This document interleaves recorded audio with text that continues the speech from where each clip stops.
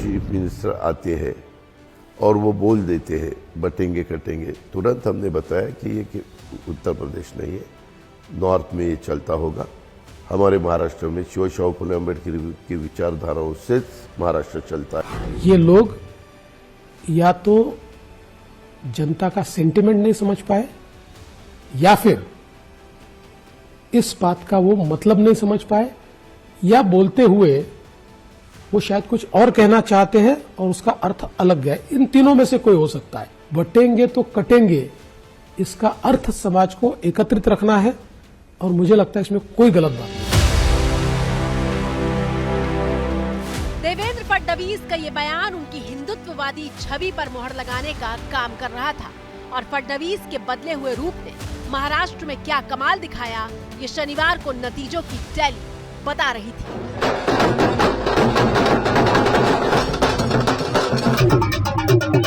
महाराष्ट्र की जनता ने जो अप्रत्याशित इस प्रकार की जीत हमको दी है, इससे ये बात पूरी तरीके से स्थापित होती है कि महाराष्ट्र ये प्रधानमंत्री मोदी जी के पीछे है और मोदी जी ने जो नारा दिया था, एक है तो सेफ है, इस नारे को यथार्थ में लाते हुए महाराष्ट्र के सभी समाज के सभी लोगों ने एकता दिखाते हुए महाराष्ट्र में मतदान किया है और इसके कारण ये इतनी अच्छी जीत हमको मिली है।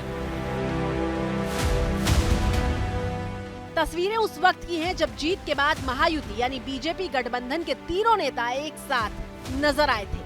बीच में देवेंद्र फडणवीस और सीएम एकनाथ शिंदे थे, जबकि एकनाथ शिंदे के बगल में अजीत पवार बैठे थे। जीत पूरे गठबंधन को मिली है, लेकिन महाराष्ट्र के मौजूदा डिप्टी सीएम फडणवीस की बॉडी लैंग्वेज इशारा कर रही थी कि आगे क्या होने वाला है। आगे मतलब सीएम पद पर फैसला। दरअसल महायुति में तीनों ही चेहरे सीएम पद के दावेदार हैं। अजीत पवार ने 40 सीटों पर जीत दर्ज की है। पत्नी क्या कह रही हैं, सुनिए।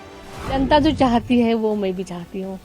सो कौन नहीं चाहता अपने लोगों को बड़े पद पे देखने के लिए। हम सब मिलके अपने गवर्नमेंट राज्य सरकार के हिसाब से, स्टेट के हिसाब से डिसीजन ले लेंगे। जबकि एकनाथ शिंदे जब जीत के बाद बयान देने सामने आए तो कह दिया कि कभी तय नहीं हुआ था कि जिसको ज्यादा सीटें मिलेंगी सीएम उसी पार्टी का होगा। शिंदे ज्यादा सीट मतलब मुख्यमंत्री पद है क्या? ऐसा मैंने कहा नहीं, मैं कह रहा हूँ, मैं यही कहूँगा कि अभी यहाँ पर पूरे आंकड़े आने दो, उसके बाद हम तीनों पार्टी बैठेगी, वरिष्ठों से चर्चा होगी, उसके बाद जो भी होगा समन्वय से होगा। लेकिन देवेंद्र फडणवीस के समर्थक हो या फिर उनका परिवार, इस बार इतनी बड़ी जीत दर्ज करने के बाद उन्हें सीएम के पद पर देखना चाहता है। आज का दिन इतना महत्वपूर्ण है ही। एक माँ के लिए इतना बड़ा अपना लड़का इतना पूरे महाराष्ट्र का नेता बन गया, बहुत बड़ा नेता, तो खुशी तो होने ही वाली है ना।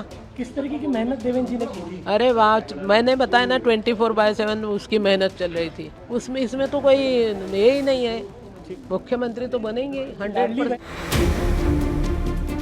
सीएम पद के 3 दावेदारों में फडणवीस का पक्ष बेहद मजबूत दिखता है। फडणवीस न सिर्फ सबसे बड़ी पार्टी से आते हैं, बल्कि इस विशाल जीत में भी उनकी बड़ी भूमिका है। देवेंद्र फडणवीस ने बीजेपी की तरफ से पूरे महाराष्ट्र में सबसे ज्यादा 64 रैलियां की हैं। फडणवीस ने न सिर्फ सबसे आक्रामक प्रचार किया, बल्कि अकेले ही विरोधी खेमे के सबसे ज्यादा हमले भी झेले हैं। 2014 में देवेंद्र फडणवीस पहली बार महाराष्ट्र के सीएम बने थे। 2019 में फडणवीस के नेतृत्व में पार्टी दोबारा जीती, लेकिन उद्धव के पाला बदलने पर फडणवीस सत्ता से दूर हो गए थे। लेकिन देवेंद्र फडणवीस रुके नहीं, उन्होंने आक्रामक विपक्षी नेता का रूप अपनाया, महाराष्ट्र में नए समीकरण बनाए और महाराष्ट्र में एक बार फिर से भाजपा के गठबंधन की नई सरकार बनाई और पार्टी के आदेश पर कुर्बानी देते हुए महाराष्ट्र में डिप्टी सीएम के पद पर विराजमान हुए। सवाल जहर का नहीं था, सवाल जहर का नहीं था, वो तो मैं पी गया। तकलीफ लोगों को तब हुई जब पीकर भी मैं जी गया। मैं देवेंद्र गंगाधर फडणवीस नाम सुनते हुए मुख्यमंत्री पद का शपथ लेते हुए देख रही हूँ। मैं आज ये देख रही हूँ कि महाराष्ट्र के लिए जो सबसे अच्छा होना था वो हुआ है।